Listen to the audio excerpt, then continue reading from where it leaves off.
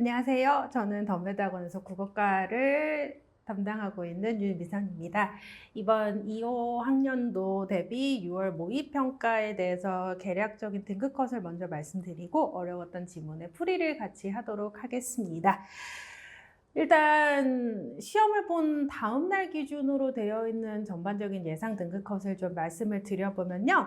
1등급 컷이 80점대 중반으로 예측이 되기 때문에 80점대에서 버틴 친구들은 무난하게 2등급을 받을 수 있을 것 같고 70점대 정도를 유지했다면 3등급을 받을 수 있었을 것이라고 봅니다.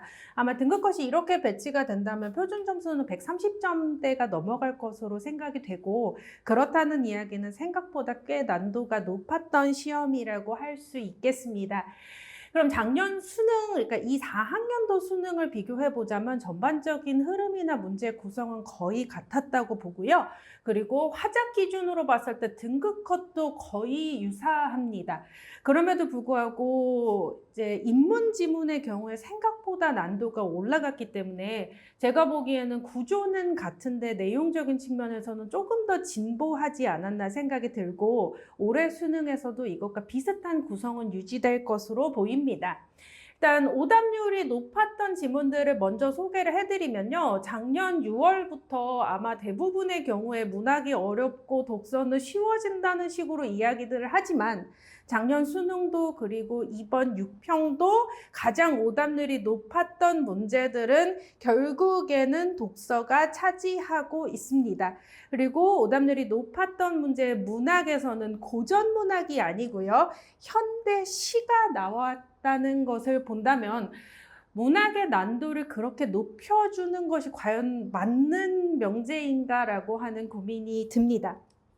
오답률에 근거해서 이번 6평에 대해서 전체적으로 이야기를 드리면 제가 방금 말씀드렸던 것처럼 많은 사람들이 이야기하는 문학이 더 어렵고 독서가 쉬워졌다고 보기가 조금 어려울 것 같아요.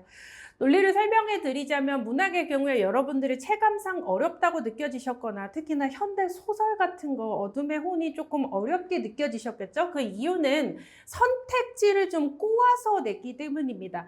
이거를 선택지가 지칭하는 개념어가 무엇인지를 납득을 하셨다면 쉽게 풀렸을 것이고 선택지가 무슨 이야기를 하는지 잘 몰랐다면 좀 고민을 많이 하셨을 것 같아요.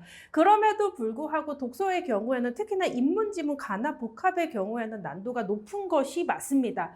그래서 생각보다 멘탈이 털렸기 때문에 할 수 있었던 문제들을 못 푸는 경우도 많아요. 그렇기 때문에 여러분들이 어디까지 생각하셔야 되냐면 내가 어려우면 다 어렵고 포기하지 마시고 뭘 버려야겠다고 생각하지 않으면 80점대 안에서 버틸 수 있고 그렇다면 상위권에 들어갈 수 있을 것이라고 봅니다. 전반적인 구성은 아까 말씀드렸듯이 작년 수능과 거의 같고요. 이거를 컨셉으로 설명을 드리자면 과학 지문은 짧은데 생각보다 어렵고 인문 지문은 가나 복합으로 긴데 무슨 말인지 모르겠고 현대 소설은 우리말인데 줄거리 자체가 파악이 안 되고 현대 시의 경우에는 보기를 적용했을 때 모든 단어가 다 맞는 것 같은데 틀린 선택지를 고르라고 하는 부분에서 당황했을 것이라고 봅니다. 특히나 중위권이나 상위권 친구들의 경우에는 이제부터는 전체적인 이론을 공부하기보다는 실수를 줄이거나 선택지에서 어떻게 꼬아서 낼 수 있을 것인가를 고민하시는 게 맞을 것 같고요. 중위권에 진입하고자 하는 중하위권 친구들의 경우에는 인문 지문이나 아니면 우리가 단순하고 쉽고 점수를 건질 수 있을 것이라고 생각했던 현대 문학 같은 것들이 어렵게 나올 가능성을 생각해 두시는 게 좋겠습니다. 오늘 제가 하는 시간에서는 독서 영역 부분에서 어려웠던 지문과 어려웠던 문제를 해설을 해드릴 건데요. 전체적으로 어떻게 읽을 것인가를 논의하기 위해서 지문 전체를 다 읽고 모든 문제도 해설을 해드릴 것입니다. 하지만 독서 영역에서 첫 번째로 나왔던 지문인 경제지문의 경우는 난도가 그렇게 높지 않았기 때문에 오답률이 1등은 아니지만 많이들 어려워했었던 것으로 보이는 인문 복합 지문을 먼저 설명을 드리고요. 그 다음에 과학 지문의 경우에는 오답률 1등짜리 문제만 초점에 맞춰서 설명을 해드리도록 하겠습니다.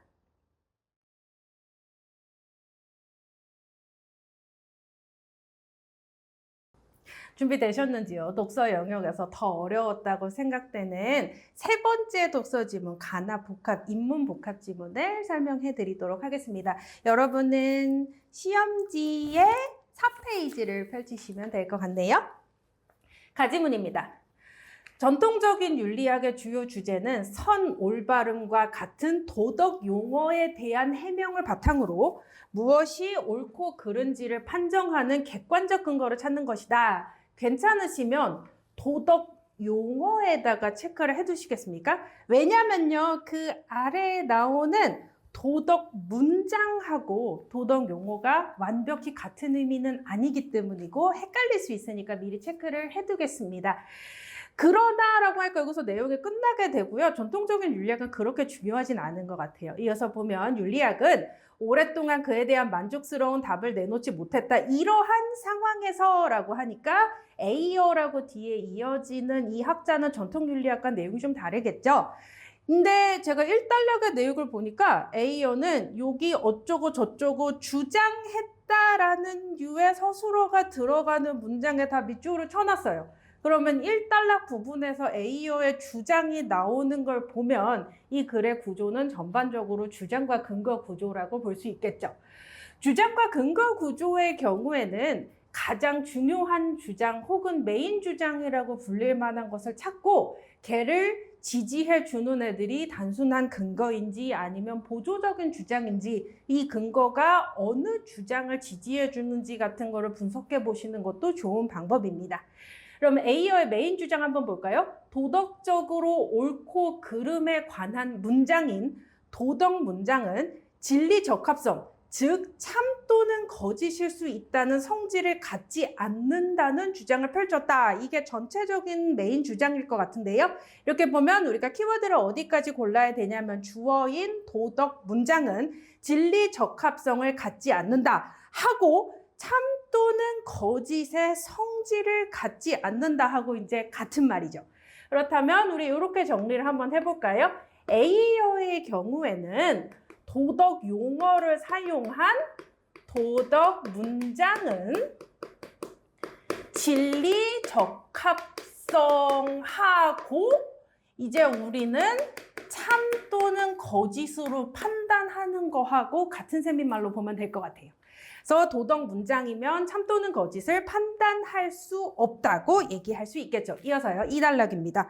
에이어는 진리 적합성을 갖는 모든 문장은 그 문장에 사용된 단어의 정의를 통해 검증되는 분석적 문장이거나 경험적 관찰에 의해 검증되는 종합적 문장이라는 원리를 바탕으로 또 주장이라서 제가 밑줄 쳐놨어요. 도덕 문장은 진리 적합성이 없다고 주장했다. 1단락에 있는 거하고 완벽하게 같은 내용이잖아요. 그럼 여기 앞에 있는 원리 친구는 얘를 지지해 주는 근거가 되겠죠. 그러면 도덕 문장은 왜 진리 적합성을 가지지 못하느냐? 왜? 라고 보면 진리 적합성을 가지려면 분석 문장이거나 종합 문장이어야 되는데 그럼 어디까지 추론할 수 있겠어요? 도덕 문장은 분석 문장도 종합 문장도 아니니까가 아니겠습니까? 이어서 다시 정리해 보겠습니다. 왜? 이게 이 친구가 분석적 문장이거나 아니면 종합적 문장이라면 진리 적합성이 있어. 그러면 얘랑 만약에 추론을 해보자면 도덕 문장은 진리 적합성이 없어. 그럼 어떻게 하면 되겠어요? 분석적 문장도 아니고 종합적 문장도 아니다. 이렇게 이야기를 해야 기본적인 근거가 되겠죠. 그럼 그 뒤에 무슨 내용이 이어지겠어요? 도덕 문장은 왜 분석이 아닌데? 도덕 문장은 왜 종합이 아닌데? 이렇게 설명하면 메인 주장에 대한 설명은 끝나게 되죠. 이어서 가볼까요? 우선 그는 이 뒤에 무슨 내용 나오겠습니까? 도덕 문장이 분석적 문장이 아닌 이유가 나오겠죠. 어떤 내용인가? 도덕 문장은 분석적이지 않다는 기존의 논의를 그대로 받아들였다. 선은 A다. 이게 뭐? 도덕 용어. 그럼 이놈은 뭐? 도덕 문장. 이 분석적이려면 무슨 말인지 몰라도 돼요. 서술어인 A가 주어인 선이라는 개념 속에 내포되어 있어야 하지만 선은 속성이나 내용을 더 이상 분석할 수 없는 단순 개념이므로 해당 문장은 분석적이지 않다. 자, 당황하지 마시고 이 친구를 구체적인 내용을 이해하는 건 우리의 핵심적인 목표가 아닙니다. 우리의 메인 주장은 도덕 문장이 분석적이지 않다만 이야기하면 돼요. 그러면 분석적 문장은 뭐였는데? 단어의 정의를 통해서 검증한다라는 말이었잖아요. 그러면 이 친구가 이해가 안 돼도 어떻게 바꾸면 되겠어요? 도덕 문장은 단어의 정의를 통해서 검증할 수 없고 그러므로 분석적 문장이 아니다 정도로 받아들이시면 돼요. 이해가 안 되는 경우 수어가 뭐야? 주어가 뭐야? 이게 단순 개념이 뭐야? 몰라도 됩니다. 그러니까 앞에 나와 있던 내용을 바탕으로 뒤에 나와 있는 내용이 어떻게 되어야만 한다는 걸 예측할 수 있다면 이 부분에서 당황하지 않으셨을 것이라고 봅니다. 그럼 저는 이 친구를 간단하게 추가를 해보자면 분석적 문장이 되려면 단어의 정의나 쉽게 이렇게 받아들여도 될까요? 단어의 의미를 분석해서 검증을 해야 되는데 도덕 문장은 단어의 정의를 분석을 못해. 왜? 분석이 안 되는 단순 개념이거든. 이렇게 받아들이셔도 괜찮습니다. 이어서 가볼까요? 그렇다고 해서 선은 A다라는 도덕 문장이 경험적 관찰로 검증될 수 있는 것도 아니다. 잠깐만, 여기 나오는 경험적 관찰에 해당하는 내용이 뭔데? 여기 바로 위에 있네. 경험적 관찰에 의해 검증되는, 그럼 여기 뒤에 숨겨놨지만 결론은 뭐겠어요? 도덕 문장은 종합적 문장도 아니다. 이렇게 되고 여기 뒤에 왜 이게 이유만 나오고 끝나지? 너무 당연하니까 여기 뒤에 결론이 생략된 것이죠. 그래서 선은 우리의 감각으로 검증할 수 없기 때문에 그럼 이렇게 하면 되겠네요. 종합적 문장에 해당하는 우리가 감각해서 검증할 수 있는 것도 아니기 때문에 도덕 문장은 분석도 종합도 아니다 라고 볼 수 있겠죠. 그럼 그 뒤에 사실 솔직히 무슨 내용 나올 차례예요? 새로운 내용이 나오거나 아니면 도덕 문장이 분석도 종합도 아니라면 뭔데? 그렇게 얘기되지 않을까요? 3단락 한번 보시겠습니다. 도덕 문장은 다양한 감정이나 태도를 표현하고 타인의 감정을 불러일으키는 정서적 의미를 갖는다고 A여는 주장했다. 아, 그러냐고? 그러면 요렇게 분석적 문장과 종합적 문장과는 다른 정서적 의미를 갖는 도덕 문장이라는 제3의 의미가 있고 이 친구는 그냥 정서, 감정 이런 친구들만 포함하고 있다고 받아들이면 되겠네요. 그러므로 많은 사람들이 이어서 도덕 문장이 진리 적합성을 갖는다고 오해하는데 그건 도덕 용어의 두 가지 용법을 구분하지 못해서라고 주장한다. 우리 추론 한번 해볼까요? 도덕 문장이라면 A의 주장 또 얘기해. 진리 적합성을 가질 수가 없는데 많은 사람들이 도덕 문장인데 진리 적합성 가지고 있는데 내가 그 사례 아는데? 라고 했더니 그거 오해임 이라는 내용이 나오네요. 그러면 이 친구는 얘는 A어의 주장이 나오고 A어의 주장에 대한 예측 가능한 반론이 나오고 그 반론에 대한 재반박을 통해서 A어의 주장을 강화하는 구조라고 볼 수 있겠습니다. 이어서 보실까요? A어에 따르면 도덕 용어는 감정을 조심! 도덕 용어 is not 도덕 문장. 도덕 문장이 아니라 도덕 용어는 단어는 감정을 표현하는 표현적 용법. 세계에 관한 어떤 사실을 기술하는 기술적 용법으로 사용될 수 있다. 우리 같은 셀린말 단어 연결해 볼까요? 감정을 표현하면 도덕 문장이겠죠? 그리고 세계에 관한 사실을 기술하면 경험적 검증 이거랑 가까운 친구가 뭔데? 세계나 사실이나 이런 친구는 종합적 문장이겠죠? 이렇게도 사용될 수 있다. 이게 이해가 안 되면 예시로 또 이해하라고 또 달아줬어요. 그러니까 여러분들이 지문을 읽으실 때 이해가 안 된다, 너무 당황스럽다 하면 그 문장을 또 보지 말고 그 뒤에 예시를 보면서 구조를 만들어내시는 것도 한 방법입니다. 예시 한번 볼까요? 도둑질은 나쁘다. 어떻게 만들 수 있어? 예시를 보고 구조 갖다 붙여. 나쁘다는 도덕 용어. 도둑질은 나쁘다는 문장의 상태에서 도둑질이 사회적으로 배척된다는 사실을 기술하는 문장이라면 무슨 문장인데 도덕 문장 아니고 그러면 종합 문장이라고요. 그럼 이 문장은 도덕적으로 옳고 그름에 관한 것이 아니다. 자, 그러면 이 친구를 말을 바꿔보면 뭐예요? 이 문장이 사실을 기술한다면 이 문장은 도덕 문장이 아니다. 그러므로 도덕 문장이 아니다. 달아줬잖아요. 그럼 그 옆에 뭐야? 경험적으로 검증이 가능하면 뭔데? 종합 문장이라고요. 자, 그러면 여기에 진리 적합성이 있다고 오해하는 것에 대해서 구조를 어떻게 설명하는지 소개를 해드리면요. A의 입장에서는 이렇게 말하네요. 도덕 문장이 아니라 도덕 용어가 사용된 문장이 있는데 이 녀석이 만약에 사실을 기술하는 경우에는 도덕 문장이 아니고 종합 문장이잖아요. 그럼 이 상태에서 우리가 어디까지 추론할 수 있어요? 종합 문장이라면 모든 진리 적합성을 가지는 문장이므로 진리 적합성을 가질 수 있겠죠. 그럼 어디까지 추론할 수 있어? 내가 봤는데 도덕 문장이 진리 적합성이 있던데? 아, 그거 오해야. 왜 오해인데? 그거는 도덕 용어만 사용된 거고 그 문장은 도덕 문장이 아니라 종합 문장이라서 진리 적합성을 가지는 거거든. 이렇게 얘기하면 나를 비판하는 발레를 가지고 온 사람들이 약간 머쓱해지겠지. 이어서 가볼까요? 반대로 그 문장이 도둑질에 대한 화자의 감정을 표현한 문장이라면 우리 이제 아는 사람이니까 이렇게 붙일 수 있겠죠. 감정을 표현한 문장이면 뭐? 도덕 문장. 또 달아줬다. 도덕 문장이며 종합 문장이 아니다. A어에게는 도둑질은 나쁘다와 같은 도덕 문장을 기술하는 것은 진술하는 것은 감정을 담아 넣어줘로 네가 도둑질을 하다니라고 말하는 것과 다름없기 때문이다. 당황하실 필요 없고 하여튼 이 문장은 그냥 감정 표현이다.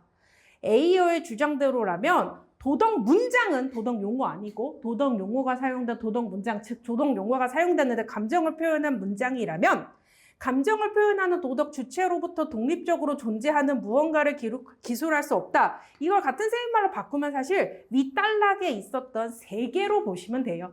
세 개를 기술하는 경우에는 종합적 문장이라고 했잖아요. 그러니까 이는 전통적인 윤리학자들의 기본 가정을 부정하는 급진적 주장이지만 윤리학의 새로운 사고를 열어준 선구적인 면도 있다. 이거 생각보다 되게 단순해요. 그러면 이 친구는 이렇게 도덕 용어가 만약에 감정을 서술하는 경우에는 도덕 문장이고 이런 경우에는 A어의 기본 주장이었던 진리 적합성을 가지지 못한다. 이 이야기 또 하고 끝난 거예요. 전체 구조는 어떻게 생겼습니까?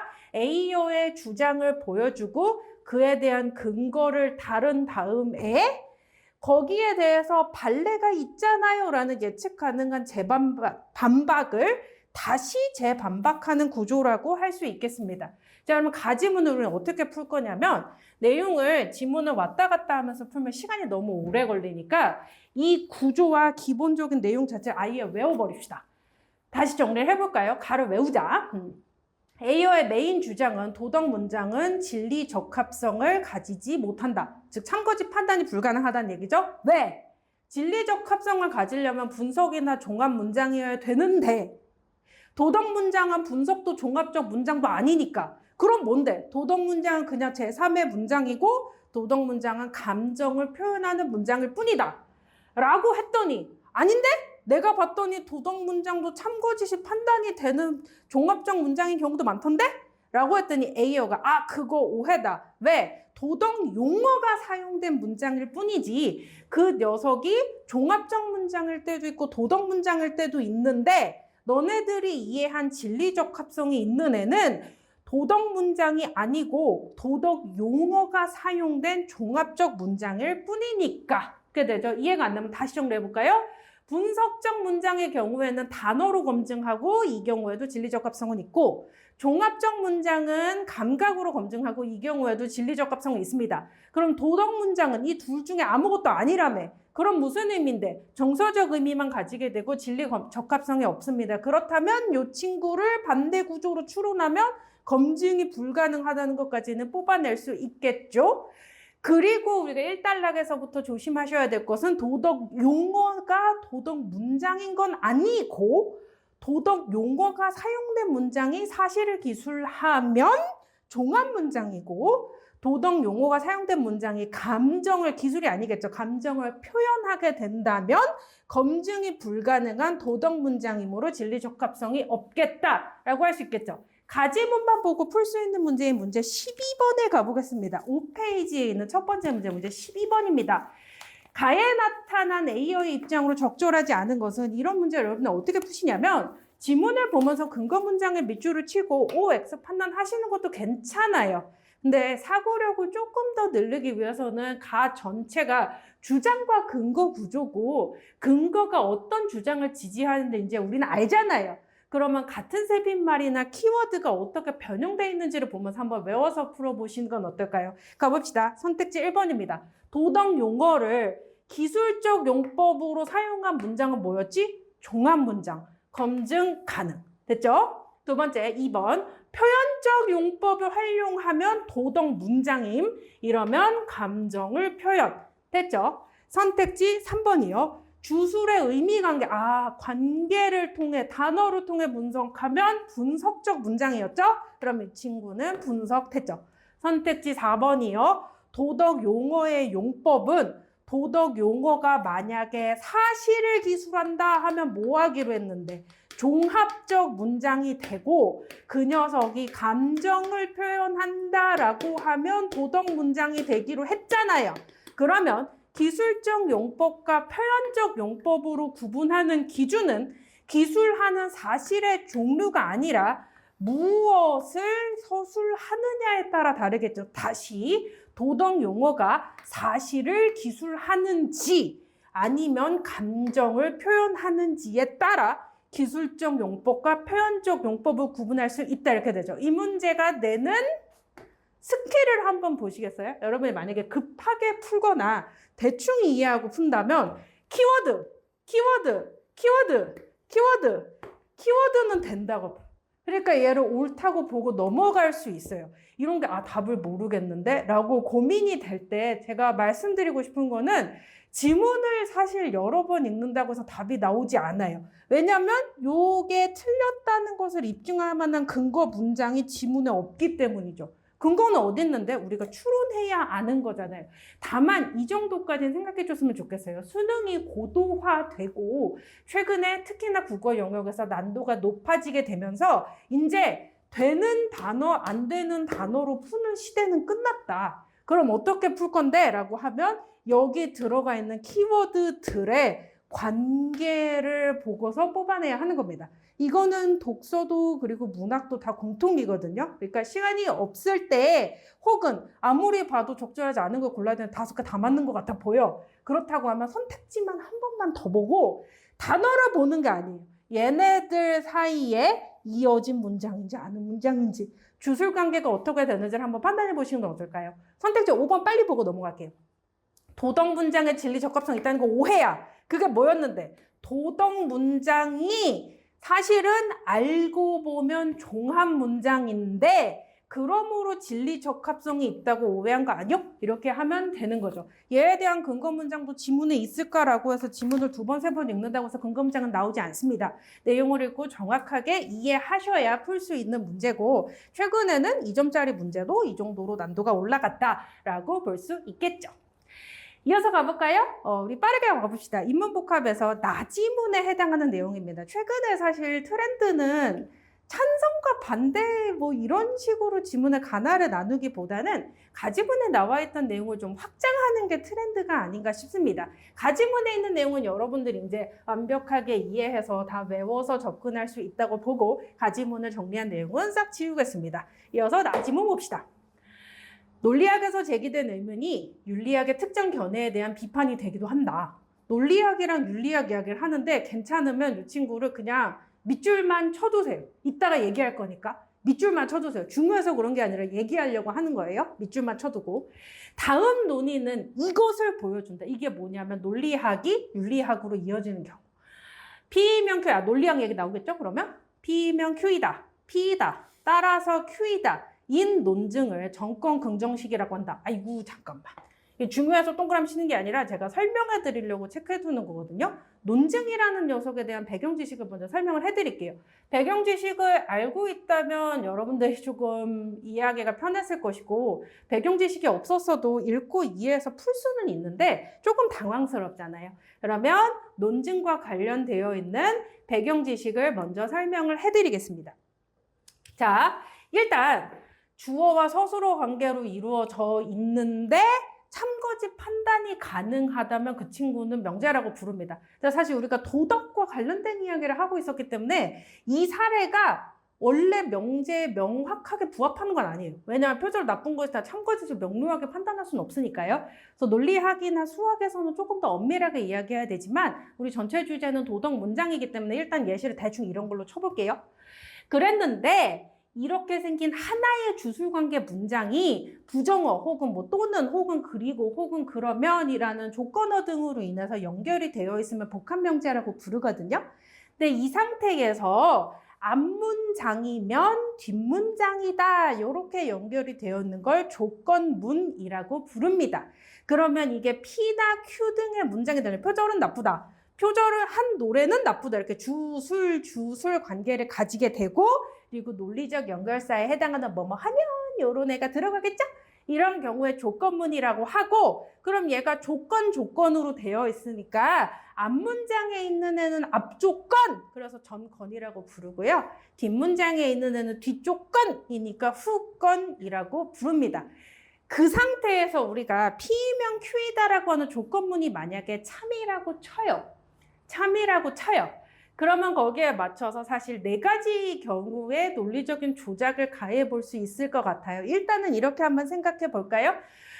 만약에 P면 Q이다가 참이라고 쳐요. 그리고 여기 들어가 있는 사례도 제가 짧게 쓰려다 보니까 이렇게 제주시, 제주도 단어밖에 없는데 라고 하는데 이걸 엄청나게 정확하게 말하면 당신이 제주시에 있다. 당신은 제주도에 있다. 이렇게 주술 관계로 사실은 만들어야 돼요. 근데 여러분들이 이 정도는 알아들으실 수 있을 거라고 믿고 이어서 간략한 예시로 한번 설명을 해드릴게요. 만약에 당신이 제주시에 있다면 당신은 제주도에 있다라고 하는 명제가 참이라고 쳐요. 그리고 참이죠. 그렇다고 했을 때 앞조건이 만약에 긍정돼. 나는 제주시에 있다라는 게 긍정돼. 그럼 뒷조건에 해당하는 나는 제주도에 있다가 반드시 참이 되죠.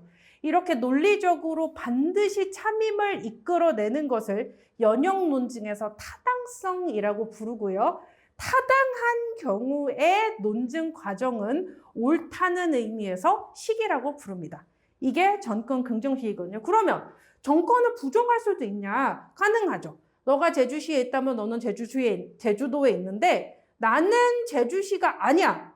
그러므로 나는 제주도가 아니야. 이 명제나 논증 과정은 반드시 참이 되나요? 서귀포시에 있을 수도 있잖아. 그러니까 전건이 부정된다고 해서 후건이 반드시 부정되는 건 아니기 때문에 많이들 실수한다라고 해서 오류라고 부릅니다. 자, 그럼 우리 대충 알겠으니까 여기 후건도 이야기할 수 있겠죠? 똑같이 얘기가 돼요. 만약에 너가 제주시에 있어. 그럼 너는 제주도에 있다가 참이라고 쳐. 그럼 나는 제주도에 있다라고 후건을 긍정한다고 해서 전건인 나의 제주시에 있다가 반드시 참인가요? 서귀포시일 수도 있잖아. 그러니까 후건이 긍정된다고 해서 전건이 반드시 긍정되는 건 아니라는 측면에서 후건 긍정의 오류라고 부르고요. 그러면 이 친구 나머지 경우의 수도 한번 만들어 볼까요? 부정도 되고 순서도 바꾸는 거야. 그러면 너가 제주시에 있다면 너는 제주도에 있다가 참이라고 쳐. 근데 내가 제주도 자체가 아니요. 그렇다면 나는 제주시가 아니다. 제주도가 아니라면 제주시도 아니고 서귀포시도 아니니까 이 친구는 반드시 참이 되죠? 그러므로 후건을 부정하면 전건도 반드시 부정된다는 것은 논리적으로 타당하다는 의미에서 후건 부정식이라고 부릅니다. 이 세상에는 이렇게 생긴 애도 있고 논리학을 알아두면 생각보다 여러분들이 독서를 풀 때 힘이 됩니다. 그래서 제가 시간을 조금 투자해서 배경 지식을 설명을 해드린 거고요. 이렇게 논리적으로 판단을 하는 과정을 논증이라고 부르거든요. 이렇게 되면 우리 다시 나지문의 둘째 줄로 와볼까요? P면 Q이다. 조건문이었지? P이다. 앞조건 긍정이었지? 그러므로 반드시 Q는 참이다 라고 한다면 이건 정권 긍정식이라고 하는데 정권 긍정식은 자 조심. P면 Q이다와 P이다. 결론 주장을 이끌어내기 전에 근거로 써먹느라 전제라고 하거든요. 그럼 이 전제는 몇 개인데? 두 개죠. 조건문 하나랑 전건 하나랑 이렇게 두 개죠. 이 두 전제가 참이면 결론이, 자, 조심! 반드시 참이 되면 타당한 겁니다. 논리적으로 봤을 때 납득할 수 있을 것 같은데 이런 이야기는 개연성이라고 부르고 타당성이라고 하지 않거든요. 그러므로 반드시 참이어야 타당합니다. 그런데 저거 논리학 얘기를 엄청 하고 있었네? 그런데 어떤 문장이 단독으로 진술되는 경우에 단독으로 진술되는 경우가 뭐겠어요? 조건문이 아닌 P이다 할 거 아닙니까? 근데 이 친구가 감정이나 태도를 표현할 수 있던 무슨 문장일 건데? 도덕 문장. 이 문장이 조건문인 P면 Q이다의 부분으로 포함되는 경우, 부분인 경우는 뭔데? 이거 정건일 때. 그러면 그렇지 않다. 뭔데? 도덕 문장이 아니라고요. 무슨 말인지 모르겠잖아. 그 뒤에 예시가 나오죠. 귤은 맛있다라고 하는 화자의 선호라는 감정을 표현한다. 얘는 도덕 문장은 아니네요. 왜? 옳다, 나쁘다나 선이나 악 등의 도덕 용어를 사용하는 건 아니니까요. 그럼 이 사례는 그냥 뭐 이렇게 되는데 더 낫다 라고 하는 선호를 표현한다고 합니다. 하지만 그 문장이 귤은 맛있다면 귤은 비싸다처럼 앞조건과 뒷조건이 연결되는 조건문의 일부가 되면 이 앞문장은 화자의 선호를 표현하지 않는다고 하네요. 난 아닌데? 난 선호를 표현하는데 그렇게 하면 안 돼. 사근 섞으면 안 돼. 얘가 그렇다고 하잖아요. 알았어요. 그러면 이에 왜 이렇게 정리를 안 하죠? 일단은 지금 배경지식을 엄청 깔고 있으니까 그 뒤에 주장을 봐야 알 거 아니겠습니까? 이어서 가봅시다. 정권 긍정식의 P가 감정이나 태도를 표현하는 문장이라면 P면 Q이다의 일부로 사용된 P는 감정이나 선호를 표현하지 못하고 독립적으로 사용된 P는 감정이나 선호를 표현할 수 있다면 내용의 차이가 생기기 때문에 정권 긍정식은 어때야 되는데 결론이 반드시 참이어야 되는데 결론의 참을 보장하지 않는다. 다른 말로 하면 뭔데? 정권 긍정식의 타당성이 보장되지 않는다라고 하는 게 몇몇 논리학자들의 제기한 문제였다라고 하면 이게 문제라고 하지만 사실은 반론? 주장? 비판이라고 볼 수 있겠죠? 자, 나지문의 몇몇 논리학자들이 제기하는 주장이 뭔데? P면 Q이다라는 조건절에 사용된 P가 만약에 개인의 선호나 감정 등을 표현하는 경우에는 전권 긍정이 식이어야 되는데 이 녀석의 타당성이 입증되지 않는다 이렇게 되죠. 그럼 우리 어디까지 얘기할 수 있어? 정권 긍정식이면 무조건 타당해야 된다는 게 논리학의 규칙인데 이 녀석 안에 들어가 있는 P의 문장이 선호나 감정을 표현하는 경우에는 정권 긍정인데도 타당하지 않아. 그럼 우리 어디까지 얘기할 수 있어요? 사실 알고 보면 정권 긍정식은 꼭 타당한 건 아니지 않을까? 이렇게 얘기하든가 아니면 되게 쉬운 방법은 뭔지 아세요? 선호나 감정 표현하는 애는 정권 긍정식에 넣지 마. 설명 못하니까. 그렇게 하는 것도 한 방법이에요. 이어서 볼까요? 예시가 나오네요. 정권 긍정식인 표절이 나쁘다면 P면 표절을 돕는 것은 나쁘다. Q이다. 라고 쳐. 근데 표절은 나쁘다. P다. 그러므로 표절을 돕는 것은 나쁘다. Q라고 하는 논증이 있는데 우리가 여기 앞에서 기억의 논리학자들이 제기한 문제로 정리를 해보자면 여기에 사용된 표절은 나쁘다는 감정을 표현할 수 없고 독립적으로 사용된 표절은 나쁘다는 감정을 표현할 수 있다면 겉으로 보기에는 타당해 보이는 전권 긍정식의 형식이지만 표절은 나쁘다라고 P가 독립적으로 사용된 문장이 감정을 표현할 수 있었다면 위 문장은 타당하지 않다고 해야 된다. 여기까지. 겉으로 보기엔 타당해 보이는데 논리적으로 판단하면 타당하지 않잖아 라고 하는 거. 겉으로 보기에는 타당해 보이는 정권 긍정식의 형식인데 논리적으로 판단하면 타당하지 않잖아 라고 하는 게 제기한 문장이죠. 결론! A어의 윤리학 견해, A어의 윤리학 견해가 뭐였지? 가장 1단락에 가지문의 1단락에 나왔던 가장 메인 주장이 뭐였지? 라고 하면 도덕 문장은 참거짓을 판단할 수 없다죠. 그걸로는 설명할 수가 없으니까 거기 밑에 딸려있는 두 번째 주장이 뭐였지? 라고 하면 도덕 문장은 감정을 표현하는 다른 종류의 문장이다. 이거를 전제해 볼까요? A어의 윤리학 견해에 해당하는 도덕 문장은 감정을 표현한다는 걸 고수 굳게 지키면 도덕 문장을 포함하는 전권 긍정식이 사실 알고 보니까 타당하지 않던데? 라고 하든가 아니면 전권 긍정식에서 도덕 문장 넣지 마 라고 해야 된다 라고 하는 쟁점이 뭐겠어요? 전권 긍정식은 반드시 참이라는 타당성이 있다는 게 우리 역사적으로 입증이 되어 왔고 지금 2000년 넘게 그렇게 해왔는데 도덕 문장을 포함하는 경우에는 논리적으로 아무리 생각해봐도 겉으로 보면 타당해 보이고 이게 형식이 다 맞는데 알고 보니까 타당하지 않지 않냐? 라고 이야기하는 거죠. 어려우니까 일단 정리 한번 해볼까요? 자, 다시. 기억, 몇몇 논리학자들이 제기한 문제가 뭐냐? A어의 주장이 맞다면, 즉 도덕 문장이 감정을 표현하는 분석도 아니면 종합도 아닌 제3의 문장이라면 조건문에 사용되어 있는 P는 도덕 문장이고 잘못했어요. 조건문에 사용되어 있는 P는 사실을 진술하는 것이고 단독으로 사용된 P에 해당하는 경우는 감정을 표현한다면 내용이 다르기 때문에 전권 긍정에 해당하는 Q가 반드시 참이라는 논리적 타당성을 이끌 수 없다. 말을 바꿔볼까요? 그럼 A어의 입장을 존중한다는 게 뭔데? 라고 하면 단독 문장에 있는 P가 감정을 표현할 수 있다는 걸 인정해 준다면 도덕 문장의 전권 긍정이 타당하지 않게 되고 혹은 전권 긍정은 도덕 문장을 포함하지 못한다고 얘기할 수 있잖아요. 그러므로 어디까지 추론할 수 있습니까? 본문에는 없어요. 몇몇 논리학자들은 A어의 도덕 문장론을 지지해 주는 거죠. 어떤 경우에? 타당하지 않거나 도덕 문장이 전권 긍정에 들어가지 못한다고 주장하는 건 A어의 주장이 맞다는 걸 전제한 상태잖아요. 얘랑 연결해서 좀 난도가 높았던 문제 15번 한번 보시겠습니까? 윗글을 바탕으로 기억에 해당하는 몇몇 논리학자들이 제기한 문제를 이해한 내용으로 가장 적절하지 않은 것을 골라볼까요? 선택지 1번입니다. A어의 윤리학 견해가 옳다면 정확하게 말하면 어떻게 해야 돼? 전권 긍정식이 딱 봤을 때 겉으로 보기에는 타당해 보이지만 어디까지 가야 돼? 논리적으로 보자면 타당하지 않다고 인정한다면 기억은 A어를 지지하게 된다. 이렇게 되죠. 얘도 아까 봤던 문제랑 사실 똑같아요. 얘가 틀렸다는 것을 입증할 만한 근거 문장이 본문에는 생략되어 있습니다. 우리는 무엇을 보냐면 주장 그리고 거기에 대한 근거를 정리하는 방식으로 읽어보시는 게 좋겠죠. 나머지 선택지는 좀 힘을 빼고 볼까요? 자, 다시. 몇몇 논리학자들의 경우에 만약에 도덕 문장을 사용했는데 그게 논리적으로 진짜 타당해.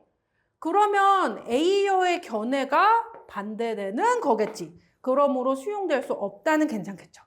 그래서 선택의 3번. 전권 긍정식이 타당하려면 내용이 다르면 타당하지 않으니까 내용이 일치하면 된다. 이건 반대로 뒤집으면 되고. 선택지 4번이요. 기억은 도덕 문장뿐 아니라 개인의 선호, 귤은 맛있다. 이거는 옳다 그르다란 도덕 용어를 사용한 건 아니지만 감정과 선호를 모두 포함할 수 있기 때문에 괜찮습니다. 선택지 5번은 안 볼 건가요? 네, 왜냐면 아직 행크스 얘기를 안 해가지고요. 선택지 5번은 아직 말씀드릴 수가 없네요. 정답을 명확하게 확인하고 나서 논리학에 대한 얘기를 했으니까 우리 다음 단락을 이어서 가봅시다.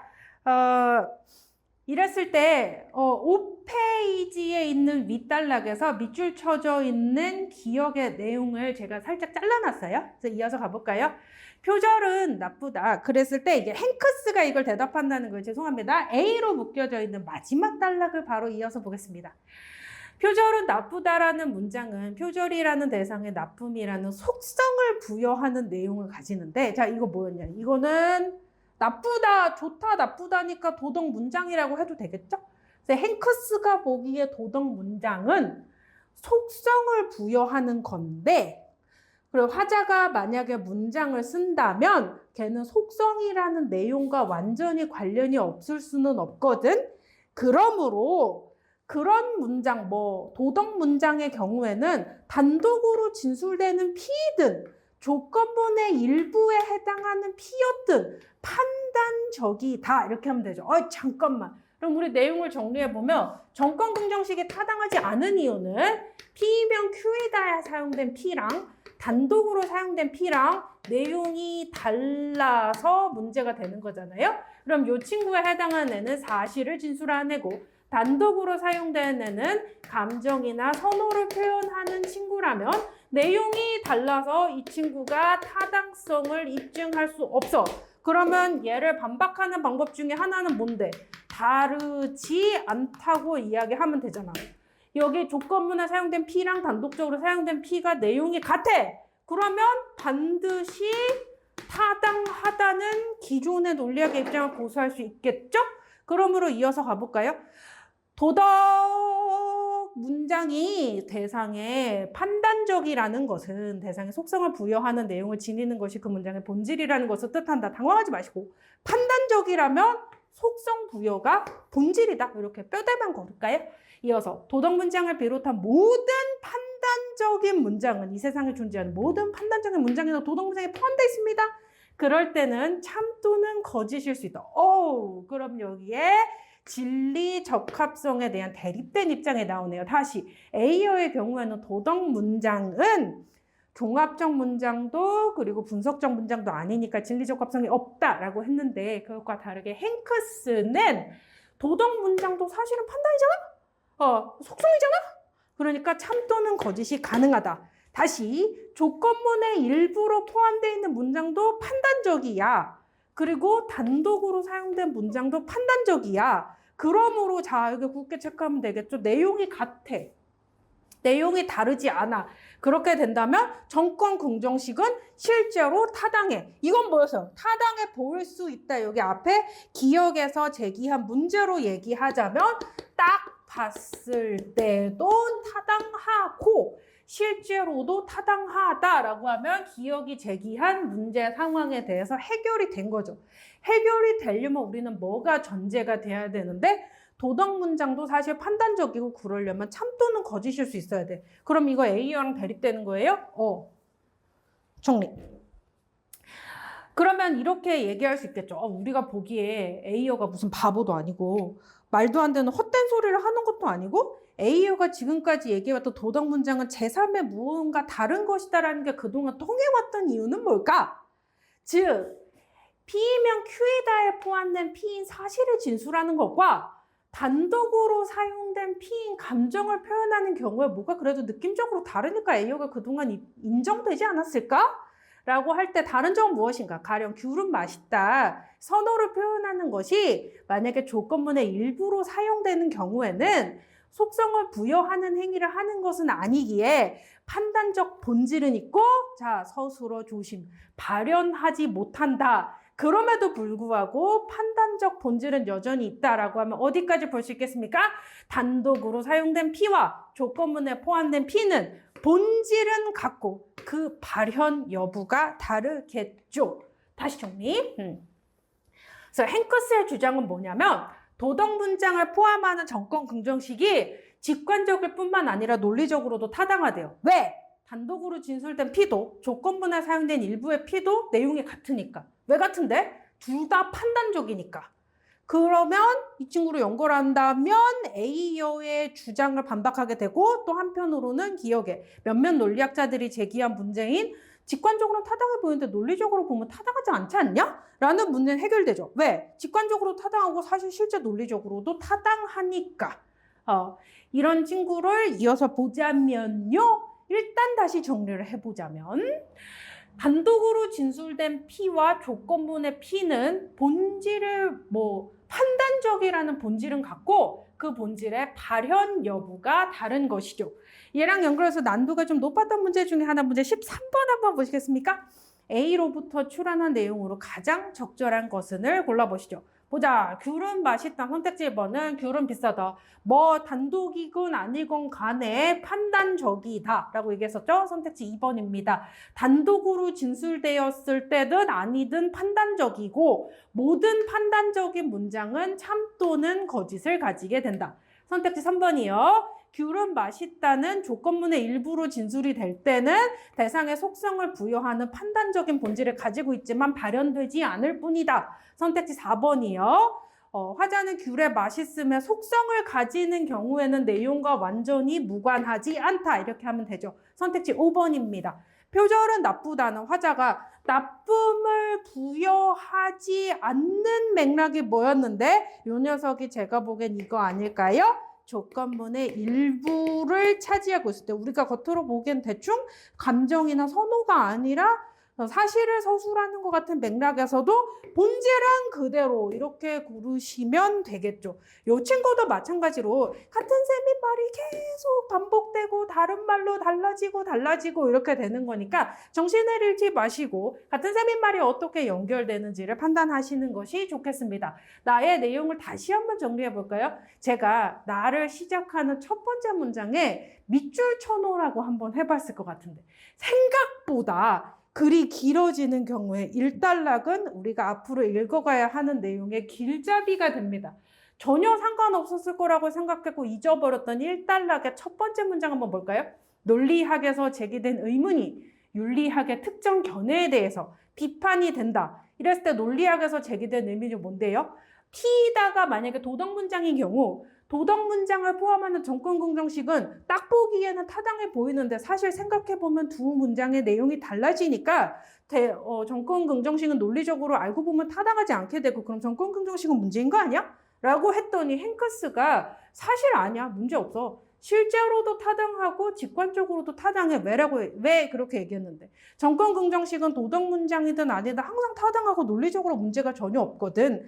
이라고 한다면 도덕 문장이든 아니든 항상 타당하려면 두 문장의 내용이 다르지 않아야 되고 그럼 윤리학의 특정 견해에 해당하는 A어가 도덕 문장은 제3의 문장이라는 주장은 잘못된 거네? 맞습니다. 거기에 대한 비판으로 이어지는 것이 나지문의 전체 내용이라고 볼 수 있겠죠. 우리가 별거 아닌 거라고 생각해서 놓쳤었던 일단락의 첫 문장이 이 글 전체의 내용을 정리해주는 로드맵이었던 셈이라고 볼 수 있겠습니다. 조금 더 어렵게 다양한 가능성을 한번 생각해 볼까요? 가지문과 나지문은 A어로 연결이 되어 있기 때문에 키워드 연결 한번 시켜볼게요. 가지문에서 A어는 도덕 문장은 진리적 합성이 없고 제3의 의미를 지닌다라고 얘기했는데 나지문의 몇몇 논리학자들 그 말이 맞다면 도덕 문장을 사용한 정권긍정식은 논리적으로 문제가 생기잖아. 근데 행크스가 그 논리적 문제 없고 사실 A어가 얘기하는 도덕 문장이 뭐 감정의 의미에만 표현한다거나 세계를 진술할 수 없다거나 진리적 합성이 없다는 내용은 사실 틀린 거야. 이렇게 얘기하면 되죠. 그럼에도 불구하고 A로 묶여져 있는 나지문의 마지막 단락에서 뭔가 다른 점은 무엇인가 이렇게 들어가는 애니까 공통점과 차이점을 조금 더 꼼꼼하게 묶어볼까요? 라고 한다면 A어도 행크스도 도덕 문장과 세계를 진술하는 문장과 하여튼 뭔가 느낌이 달라. 근데 A어는 뭐라 그랬냐면 의미 자체가 다르고 얘는 참거짓이 안 되고 얘는 참거짓이 돼 라고 얘기했죠. 근데 그것과 다르게 행크스는 판단적이라는 측면에서 본질은 같고 이게 본질이 발현되는 경우가 있고 본질이 발현되지 않는 경우가 있어서 뭔가 느낌적으로 달라 이렇게 얘기할 수 있겠네요. 얘랑 연결해서 조금 난도가 높았고 이 녀석이 좀 신유형에 해당한다고 볼 수 있죠. 쟁점을 정리하는 문제인 문제 14번 한번 보겠습니다. 위글을 바탕으로 할 때 가장 적절하지 않은 것을 한번 골라봅시다. 진술 1번, 객관적으로 존재하는 도덕적 사실이 있다라고 했을 때 A어는 그렇지 않다라고 보면 되겠네요. 이 친구는 단순하게 보고 넘어가고요. 진술 2번이요. 도덕 문장은 진리 적합성을 갖는다. A어는 그렇지 않다. 왜였지? 이것도 아니니까 너무나 당연하죠. 선택지 3번의 밑에를 한번 볼까요? 행크스는 옳다. 왜냐하면 둘 다 판단적이기 때문에 이렇게 연결하면 되겠습니다. 자, 그 다음에 진술 3 한번 보죠. 정권긍정식이 오타는데요. 두 전제에 공통으로 포함된 도덕 문장의 P는 내용이 다르다. 괜찮죠? A어의 경우에는 도덕 문장은 정권긍정식에 사용됐을 때 조건문의 일부인 P와 단독으로 사용된 P의 내용이 다르기 때문이죠. 그러므로 자, 어렵습니다. 정권긍정식의 전제에는 두 가지가 다 포함됩니다. 그러므로 이 경우에 항상 진리 적합성을 갖는다라고 보는 게 아니라 얘는 진리 적합성을 갖고 얘는 진리 적합성을 갖지 않는다고 해야 내용이 달라요를 이야기할 수 있죠. 그래서 이 친구가 같이 붙을 수가 없어요. 다시 우리가 어디까지 배경 지식을 알아야 되냐면 조건문 보호, 독립적인 전권 보호, 여기까지가 전제고 얘를 바탕으로 Q이다라고 얘기하는 게 결론이에요. 문장이 3개인가요? 네. 아까 얘기했죠? 제주시면 제주도이다. 나는 제주시이다. 그러므로 제주도이다. 이렇게 했죠? 요렇게 2개가 전부 다 전제예요. 그럼 A는 어떻게 이해할 수 있어야 되죠? 전제의 조건문의 일부와 전제 중에서 독립된 문장으로 사용되는 경우에는 내용이 다르다. 이렇게 되면 전제로 사용되면 항상 진리적 감사 갖는다. 그럼 얘네 2개가 같다는 내용이 되잖아. 그러니까 선택지 4번은 틀렸다고 말할 수 있겠죠. 얘도 마찬가지로 진짜 어렵죠. 이게 정권 긍정식의 전제일 때 진리적 합성을 갖는다. 이거 막 옳은 키워드인 것처럼 보이니까 얘도 이거 맥락 하나만 보고 판단해야 되는 문제였습니다. 난도가 꽤 높죠. 자, 그 다음에 이어서 보기가 딸려져 있는 관점 비교 문제 한번 보시겠습니다. 이 친구를 이해하려면 에이어와 행크스 그리고 기억에 있는 몇몇 논리학자들의 주장을 다 반드시 받아들일 필요가 있겠죠. 자, 이어서 문제 16번의 보기 한번 보시죠. 보기. 자선은 옳다는 자선에 대한 찬성, 폭력은 나쁘다는 폭력에 대한 반대라는 태도를 표현한다면 도덕 문장을 포함하는 자선은 옳다면 봉사는 옳다라는 조건문은 태도에 대한 태도를 표현하다. 당황하지 마시고 하여튼 뭐 도덕 문장 같은 거는 태도래. 그럼 도덕 문장이 2개가 겹쳐져 있으면 태도에 대한 태도래. 그냥 그렇게 하시면 돼요. 그래서 위와 같은 주관적 태도들에는 참거짓이 없다. 아, 잠깐만 연결할 수 있는 친구의 밑줄 치고 연결 한번 해볼까요? 주장은 얘하고 보기하고 A하고 같아. 뭔데? 도덕 문장은 참거짓을 못한다. 근데 어디까지 생각하셔야 돼요? 얘를 지지하는 근거는 다르죠. 다시 A어는 왜 참거짓을 못한다고 봤는데 참거짓이 되려면 분석 문장이거나 종합 문장이어야 되는데 도덕 문장은 분석도 종합도 아니니까 라고 얘기했다면 보기에서는 왜 참거짓을 못한다고 보는데 주관적 태도는 참고지 별로 없어. 그렇게 얘기하는 거니까 주장은 같고 근거는 다르죠. 이 문장은 정말로 수준이 높은 문제예요. 왜냐라고 하면 지금까지 되게 관점 비교나 관점 비판이 보기가 딸려있는 문제는 주장 자체가 다르거나 주장이 대조되거나 반박이거나 하는 식이 많았거든요. 근데 이 보기의 경우에는 주장이 같고 걔를 지지하는 근거가 다른 경우니까 선택지를 좀 신경 써서 읽으셔야겠습니다. 얘랑 이어서 그 다음 아래도 보기 아직 안 끝났어요. 보기 이어서 보시겠습니다. 자선은 옳다면 봉사는 옳다와 자선은 옳다가 나타내는 태도를 지니 아이고 뭐 이거 당황할 필요 없고 조건문이 있을 때랑 그냥 이게 단독으로 사용됐을 때랑 이렇게 2개 묶어서 뭐라고 하기로 했었죠? 전제. 정권 긍정식에서 전제가 문장 2개인데 조건문의 일부로 사용됐을 때랑 단독으로 사용됐을 때랑 얘가 이런 태도를 지니면서 만약에 이 상황에서 Q이다라고 해당하는 결론이 태도가 달라지면 비일관적이잖아. 그러니까 얘는 당황할 필요 없고 이렇게 이어서 볼까요? 자선은 옳다면 봉사는 옳다. 자선은 옳다. 따라서 봉사는 옳다. 정권 긍정식이죠. 얘는 타당하대. 이게 주장이잖아요. 그것은 이런 뜻이다. 이런 뜻이 뭔데? 비일관적이면 안 되니까. 즉 타당하지 않다면 인간이 말이야. 선호를 표현할 때는 좀 일관적이어야지. 이럴 땐 이렇고 저럴 땐 반대된다고 말을 막 바꾸면 돼? 안 돼! 이렇게 되는 거죠. 아, 얘랑 연결해 보면 타당하다. 일단 주장은 같아. 누구랑? 행크스랑 주장은 같아. 어떤 내용이었죠? 도덕 문장을 포함하는 정권 긍정식은 타당하대. 그랬는데 그걸 지지하는 근거는 다르죠. 자, 어렵습니다. 행크스의 경우에는 조건문에 포함됐든 단독으로 사용됐든 간에 판단적이라는 본질이 갖고 내용이 다르지 않으니까 타당하다고 했잖아요. 근데 보기에서는 뭐라 그래야 되는데 일관적인 태도를 가져야 되니까 그럼 타당하지 않다면은 이럴 때는 뭐 긍정적 태도고 이럴 때는 반대하는 태도를 가지고 사람이 그러면 돼? 이렇게 얘기하는 거잖아요. 그러므로 이 친구는 태도가 일관적이어야 되니까 정권 긍정식이 도덕 문장을 포함하는 경우에 타당하다고 얘기를 하는 것이죠. 얘도 마찬가지지. 주장은 같고 근거는 다른 거. 굉장히 수준 높은 문제로 볼 수 있겠습니다. 얘랑 연결해서 이제 정답을 한번 골라볼까요? 적절하지 않은 것은 그 뒤는 쉬울 테니까 선택지 1번을 신경 써서 봅시다.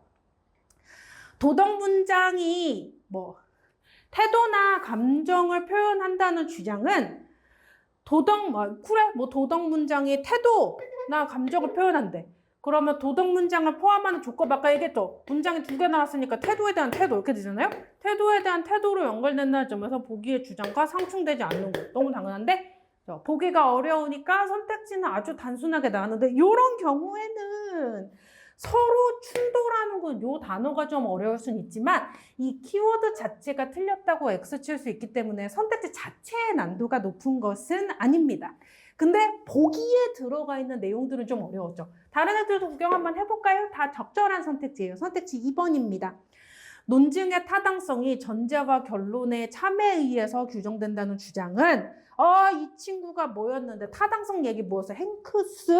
행크스의 경우에는 전제도 결론도 내용이 같아서 이렇게 됐을 때 타당성을 논증에 나타난 태도가 뭐였지? 이거 보기죠? 여기에 있는 주장과 상충하는 건 나쁘지 않죠?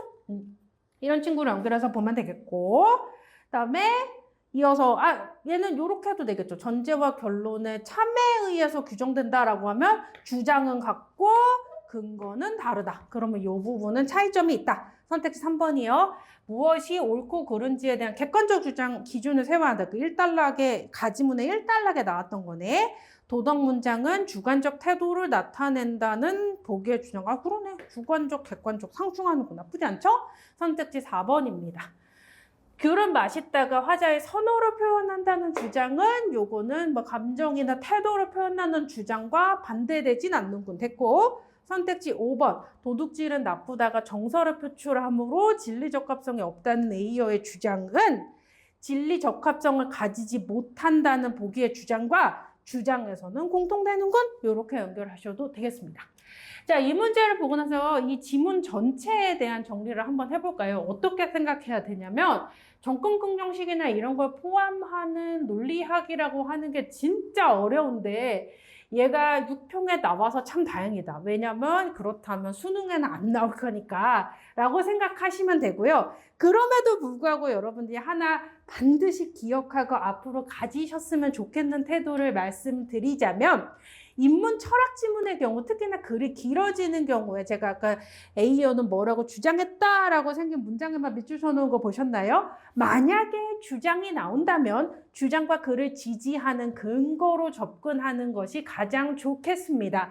그리고 그 근거가 어떤 주장을 지지하는지 혹은 주장은 같은데 근거가 다른 것이 아닌지 주장이 서로 대립되는 것인지 아닌지라고 하는 걸 생각해 보시는 게 어떨까요? 그리고 제가 이 지문에 대해서 좀 평가를 해드리자면 여러분 잘 아시겠지만 해겔 변증법 지문 표상 어쩌고 저쩌고 이런 거 나오는 거나 LP 지문 양자역학과 거짓말쟁이 문장에 나오는 LP 지문이나 아니면 다보타분 개성에 있을 수도 있었다 이런 게 들어가 있는 가능세계 지문만큼 지문 자체가 정말 레전드급으로 어려운 건 아닙니다. 그럼에도 불구하고 여러분이 읽기가 까다로웠을 이유는 뭐냐면 결론에 해당하는 문장을 계속 말을 바꿔가면서 단어를 계속 추론시켜가면서 풀었기 때문이 아닐까 싶고요. 제가 보기에는 14번, 15번은 선택지도 근거 문장이 지문에 정확하게 들어가 있지 않기 때문에 여러분들 추론하기가 좀 어렵지 않았을까라고 생각이 듭니다. 그럼 다시 이야기해드리자면 이 녀석이 주장과 근거인 경우에는 가장 메인 주장을 뽑고 제가 가끔 머릿속에 나타나서 왜? 라고 하는 근거를 물어본다고 생각하면서 연결해 보시는 게 어떨까 싶습니다. 그리고 제가 아까 말씀드렸던 조건문에 해당하는 정권긍정식, 정권긍정의 오류, 후권부정의 오류, 후권부정식, 후권긍정의 오류 이런 애들 4가지를 적용하면서 실제로 이 배경 지식을 알아두면 도움이 되는지를 한번 생각해 보려면 18학년도 9월 모평에 있는 양자역학과 LP 거짓말쟁이 문장이 들어가 있는 지문 매우 길고 난도가 높았고 거의 레전드급이거든요.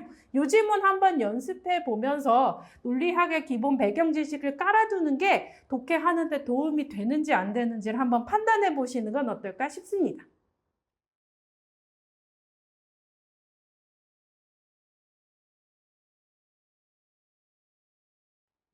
괜찮으신가요? 이어서 사실 오답률이 가장 높았던 문제를 가지고 있었던 8번, 9번을 데리고 있는 과학지문 고분자 화합물 플라스틱을 설명해 드리겠습니다.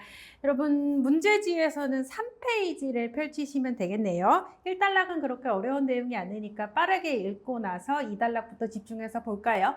1단락입니다. 식품 포장재나 어쩌고 저쩌고 사용되는 플라스틱이고 개 어원은 그리스어에 이렇게 생긴 말이고 열과 압력으로 성형할 수 있는 친구인데 플라스틱의 핵심은 작은 분자가 반복 연결되는 과정이 잠깐만 여기서 조심하셔야 되는 건 중합이 연결되는 이렇게 하면 되겠죠. 누가 작은 분자가 이런 친구예요. 생각보다 관형절은 힘이 됩니다. 그래서 다시 보자면 플라스틱은 중합을 통해서 만들어진대. 중합이 뭔데? 개별 분자가 반복해서 연결되는 과정이래 라고 하면 이 뒤에 무슨 내용 나오겠어요? 분자가 어떻게 하면 연결되지? 그래서 중합이 된다는 과정을 하면 왜 그게 플라스틱이 되지? 이렇게 연결되는 거면 과정 아니겠어요? 과정이 뭔데? 순서대로 연결되어 있는 경우입니다. 그럼 우리는 순서에 신경을 써서 한번 읽어볼까요? 그랬을 때 잠깐만 단위체들은 공유결합으로 연결되는데 근데 이게 단위체라고 하는 새로운 말이 나와서 이게 분자인지 뭔지를 모르겠어요. 이 상태에서 보면 분자를 구성하는 원자들이 공유 결합으로 연결이 되는구나. 혹시 이거 생각할 수 있겠나요? 분자 내부에는 원자들이 들어가 있는데 걔네들이 결합하는 과정은 결합이라고 부르고 잠깐만 원자들이 모여서 분자가 되는 과정은 결합이라고 부르고 분자같이 생긴 여기가 아니구나. 분자같이 생긴 놈들이 연결돼서 거대 분자가 되는 경우는 중합이라고 부르나 봐. 용어가 다르죠. 다시. 원자놈들이 모여가지고 분자가 되거나 하여튼 지들끼리 결합하면 결합인가 봐요. 근데 얘네들이 거대 분자가 되는 과정은 중합인가 봐요. 뭔가 말이 다른데? 어떤 내용인가 볼까요? 어쨌든 얘네들이 전자를 한 쌍을 공유하면 단일 결합이고 두 쌍을 공유하면 이중 결합이 되고요. 이제 커지는 작아지는 애는 그냥 이제는 어렵지 않게 그냥 표시하고 넘어가면 되겠죠? 공유하는 애가 많을수록 원자들 사이의 결합력은 강하대요. 알아서 할까요? 전자쌍이 많으면 결합력은 세다. 그냥 이런 거 예의상 해놓고 이어서 대부분의 원자는 가장 바깥 껍질의 전자수가 8개가 되면 안정해지는데 탄소라는 놈은 가장 바깥에 있는 껍질에 4개의 전자를 가지고 있어서 다른 원자들과 4개 정도를 공유해서 안정해지는 8개가 되겠죠. 그랬을 때 다양한 형태의 공유 결합이 가능해서 거대 분자를 만들 수 있대요. 여기까지가 다 배경 지식이야. 그래서 지금 플라스틱을 만드는 과정을 얘기하기 전에 뭘 알아야 되냐면 원자들끼리 전자 1개씩을 내놔서 한 쌍으로 그러니까 전자 2개가 결합이 되면 단일 결합이고 전자 2개를 내놔서 두 쌍의 전자를 공유하고 있으면 즉 전자 4개를 공유하고 있으면 이중결합이라고요. 근데 요런 애들을 가지고 뭐를 만드냐라고 하면 플라스틱에 해당하는 폴리에틸렌을 만들고 이 거대 분자를 만드는 과정을 뭐라 그랬어요? 중합. 이제 중합의 과정을 설명하겠네 하지 않겠습니까? 중합의 과정을 거쳐서 만들어요. 이거 또 나왔잖아. 뭐 과정이라고. 어떻게 본다고? 순서로 정리할 거라고. 볼까요? 에틸렌이 뭐 어떻게 생겼는지 알아야 되겠죠? 그래서 에틸렌은 거대 분자가 아니겠지? 에틸렌이 폴리에틸렌으로 중합이 되면 거대 분자인 플라스틱이 되겠죠? 그래서 에틸렌은 어떻게 생겼냐? 2개의 탄소 원자와 4개의 수소 원자로 이루어지는데 이랬을 때 여러분들이 탄소 원자 2개, 그 다음에 수소 원자 4개 이렇게 그려가면서 전자 하나씩 나와서 공유 결합 이렇게 그리면서 하셔도 돼요. 근데 이걸 언제 머릿속에 이미지화해서 그려서 이해해서 다 납득해서 문제를 풀면 마킹할 시간이 없을 텐데 그래서 저는 어떻게 하냐면 국어적으로 접근하기 위해서 글을 읽고 그냥 비벼보겠습니다. 글을 읽고 그냥 내용으로 이해를 해보는 거예요. 외워야 될 부분은 외우고 표시해야 될 부분은 표시하면서 한번 해볼까요?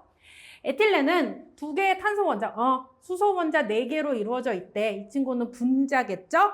두 개는 이중 결합을 하고 각각의 탄소 원자가 2개의 수소 원자와 단일 결합을 한대. 다시 탄소끼리는 이중 결합이고 탄소와 수소끼리는 단일 결합이래요. 탄소 원자 간이 이중 결합을 하는데 그 중에 하나가 하나보다 약하대. 그럼 뭐 이런 거 사실 추론하는 거 생각해 볼 만하기도 한데 그렇게 안 해도 될 것 같아요. 시간이 없으니까. 우리는 빨리 읽어야 되니까. 어디까지 읽고 정리할 수 있겠어요? 탄소 원자 2개랑 수소 원자 4개가 있는데 탄소끼리는 이중 결합을 하고 탄소랑 수소는 단일 결합을 한대. 근데 수소가 탄소보다 2배 더 많으니까 수소가 4마리 있으니까 탄소 하나랑 수소는 2개씩 결합한대. 알았어요. 그랬는데 다음 단락 한번 볼까요? 우리 하나, 둘, 셋, 4단락이죠. 여기서부터 좀 어렵습니다. 신경 써서 읽읍시다. 에틸렌의 중합에는 중합이 뭐였는데? 분자들이 결합해서 거대 분자가 되는 과정이었죠. 이제 간다. 여러 가지 방법이 있는데 그 중에 하나는 과산화물 게시제를 사용하는 것이다. 자, 이제부터 순서대로 정리해 볼까요? 열을 흡수한 과산화물 게시제는 원래는 8개가 있으면 안정되는데 얘는 바깥 껍질에 7개의 전자가 있는 불안정한 상태로 분해된대. 누가 분해된다고? 과산화물 게시제가요. 분해된대. 불안정해지겠죠. 이 불안정한 원자는 누군데? 과산화물 게시제. 아직 에틸렌 아니고 과산화물 게시제는 안정해지기 위해서 에틸렌이 가진 탄소의 이중결합 기억나시나요? 탄소끼리의 결합이었는데 얘는 강약이 있다고 했잖아요. 탄소끼리 중에 더 약한 결합을 끊어버리면서 이렇게 막 하면 지금 끊어지는 건 뭔데? 탄소끼리 다시 에틸렌 분자 안에 탄소가 2마리 있는데 걔네들끼리 결합이 돼 있는데 탄소끼리의 결합이 끊어진대. 근데 그게 다 끊어지는 게 아니라 탄소끼리의 결합은 2줄이었죠? 이중결합이니까 그 중에 하나가 끊어진대. 그러면서 에틸렌의 한쪽 탄소 원자와 전자를 공유하며 단일 결합한다. 자, 조심! 단일 결합하는 주어가 누군데? 이 불안정한 원자는 이 누구였는데? 과산화물 게시제. 그럼 여기에 남아있는 단일 결합하는 건 누구랑 누구? 과산화물 게시제랑 탄소 1마리. 그죠? 그러면 다른 쪽 탄소 원자니까 끊어진 이중 결합이 되는데 이렇게 끊어져 있을 때 그 중에 다른 하나는 같은 방식으로 공유되지 못한 홀로 남은 전자를 갖게 돼서 이 불안정한 탄소 원자 이게 누구였는데 결합이 끊어져 있을 때 과산화물 게시제랑 결합하지 않은 솔로 과산화물 게시제랑 탄소 원자 1마리가 결합되는데 걔랑 결합하지 않은 애 얘는 외롭잖아. 그러면 이 친구는 홀로 남은 전자를 가지게 되잖아요. 이 친구는 다른 에틸렌 분자와 반응을 하게 되는데 이거 가지고 추론 한번 해볼까요? 탄소는 어떻게 결합하기로 했지? 탄소끼리 이중결합하기로 했죠. 그러면 이 이중결합을 못하는 싱글인 탄소 원자는 완전 싱글은 아니겠지. 사실 다른 탄소 원자랑 결합이 되어 있는 전자쌍 하나는 유지가 됐겠죠. 근데 걔가 이중결합이 돼야 되니까 다른 에틸렌 분자에 있는 누구랑 탄소랑 다른 에틸렌 분자에 있는 탄소랑 결합을 하게 되고 이와 같은 반응이 이어지면 잠깐만 여기서 말하는 불안정해지는 탄소 원자는 홀로 남은 전자를 가진 애겠죠. 그래서 에틸렌 분자들이 결합해서 더해지면 이것은 사슬 형태를 이루며 이 사슬은 지속적으로 성장하고 사슬 끝에는 불안정한 탄소 원자가 존재하게 된다. 그럼 사슬 끝에 있는 애고 여기에 있는 과산화물 게시제가 약한 결합을 끊어버리면서 단일 결합하는 게 사슬의 시작 부분이겠지. 다시 사슬의 시작 부분은 뭐? 과산화물 게시제랑 에틸렌. 그리고 에틸렌이 다음 에틸렌, 에틸렌이 다음 에틸렌, 에틸렌이 다음 에틸렌 이면서 사슬 끝에는 에틸렌 중에 들어있는 탄소 원자 중에 불안정한 놈이 존재하게 된다는 거죠. 이렇게 됐을 때 이 사슬이 만약에 두 마리야. 자, 조심. 사슬 하나가 이렇게 붙여진다는 게 아니라 사슬이 두 마리야. 그랬는데 사슬의 시작 부분에는 과산화물 게시제랑 에틸렌이 결합이 되어 있으니까 여기는 안정하겠지? 근데 사슬의 끝부분에는 불안정한 애가 있겠죠? 그래서 두 마리의 사슬이 불안정한 부분이 결합을 하면 반복적인 반응이 멈추게 되고 이것이 중합과정이래요. 모르겠는데? 라고 하면 어떻게까지 정리하면 되겠습니까? 아, 분자 내에 탄소가 두 마리 있는데 얘네들 에틸렌 분자 내에 탄소들끼리 이중결합이 돼 있는데 과산화물 게시제 때문에 그 이중결합 중에 하나가 끊어져서 분자 내 탄소끼리는 단일결합을 하게 되고 그 중에 단일결합을 하는데 에틸렌이랑 결합하지 않은 외로운 탄소는 다른 에틸렌 분자의 탄소와 또 단일결합을 하게 되는군. 이게 만약에 이해 안 돼? 그림으로 그려줄까요? 자, 원래는 탄소가 원래 그림 안 그리려고 그랬는데 이중결합을 돼 있다고 했잖아요.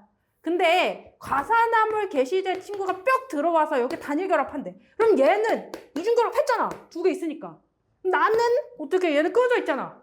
그럼 이 친구는 다른 에틸렌 분자에 있는 탄소랑 단일결합하게 되면 여기에 또 이제 두 줄이 나오니까 약간 이중결합 느낌으로 나는 마음이 편안해짐. 그럼 나는 얘도 두 마리 있었어야 되는데 여기 하나 또 찡그리 남잖아. 그럼 또 탄소가 이어지고 이렇게 된다는 거죠. 그러면 어디까지 정리할 수 있어? 원래는 그냥 에틸렌 시절에는 고분자 화합물이 되기 전에는 그냥 에틸렌 시절에는 탄소끼리 이중결합이 있었는데 이게 과산화물 게시제를 쓰면서 단일결합 두 개로 바뀌네?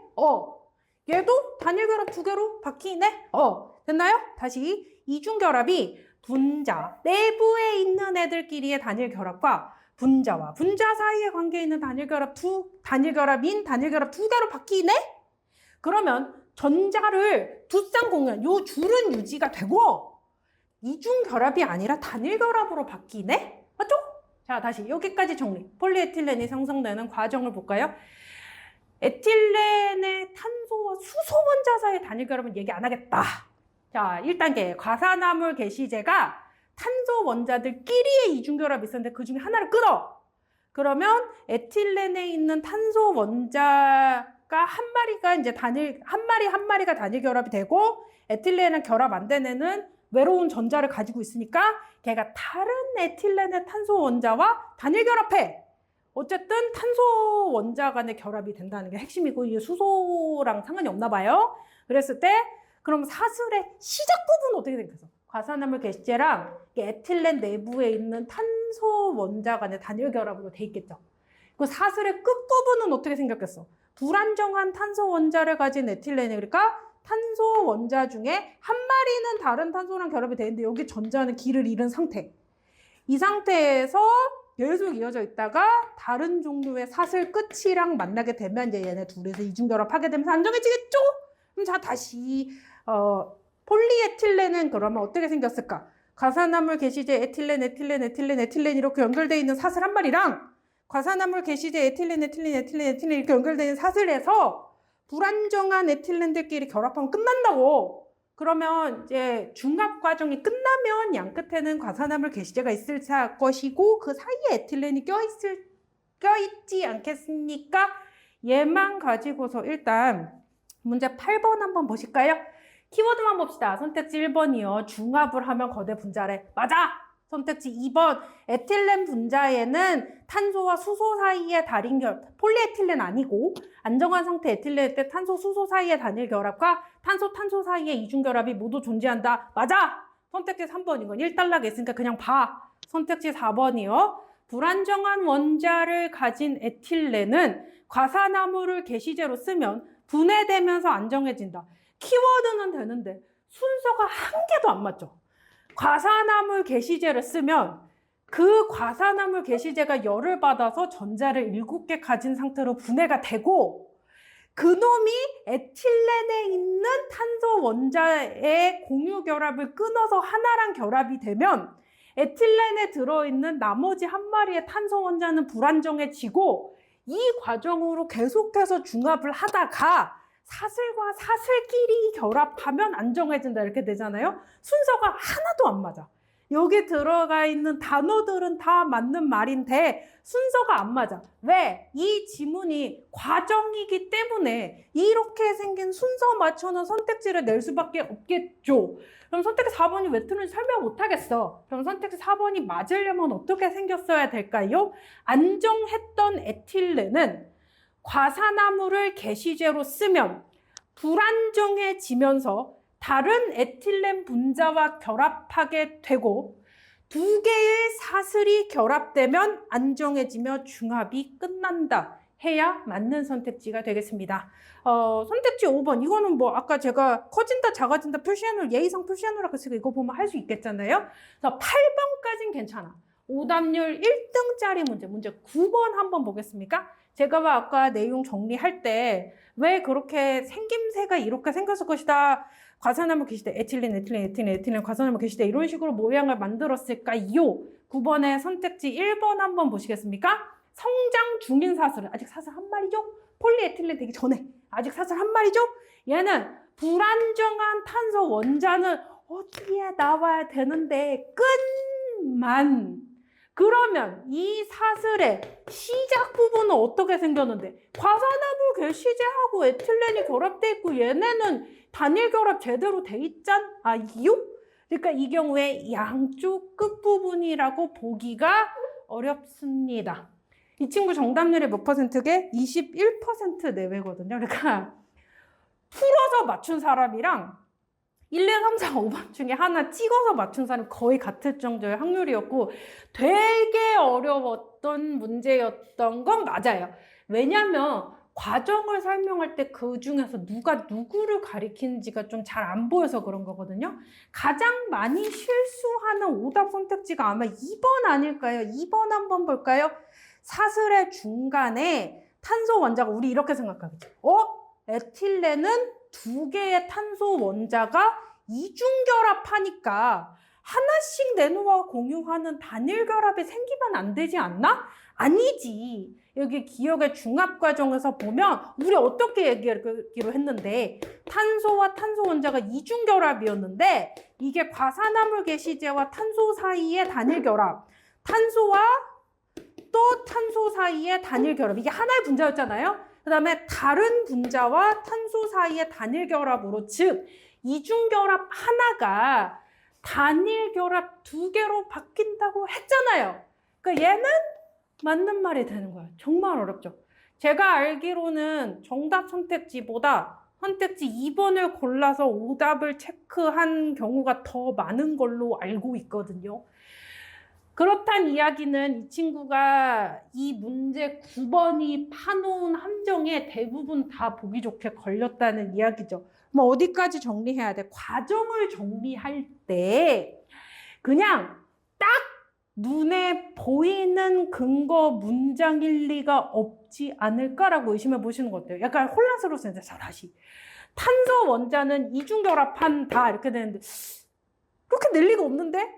라고 생각해서 과정을 제가 재구성해보는 것은 어떨까 싶습니다. 다시 말씀드리지만 최근에 평가원이 그렇게 만만치 않거든. 그래가지고 이게 여기에 들어가 있는 키워드가 땡 X야 라고 돼 있을 가능성이 많이 없거든.